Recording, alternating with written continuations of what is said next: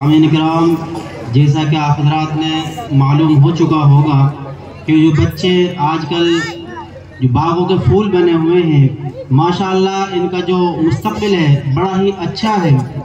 सुबह माशाअल्लाह हम मकतब सऊदुल कुरान में हाज़िर हुए और बड़ा दिलखुश नज़ारा देखा और हमने इम्तिहान का पर्चा देखा और इनसे जो पढ़वाया बड़ा दिल खुश हुआ था, जिनमें हर एक बच्चे ने अपनी इस्तिदात के मुवाफिक पढ़ा था और सारे ही बच्चों ने जो नंबरात हासिल किए बड़े कीमती नंबरात हासिल किए, जिनमें से तकरीबन 30 पर जो पास बच्चे थे वो हर बच्चा 50 प्लस नंबरात लेकर आए हैं और बहुत ही अच्छे नंबरात से उन्होंने अपना जो है कि मुस्तक़बिल संभाला है।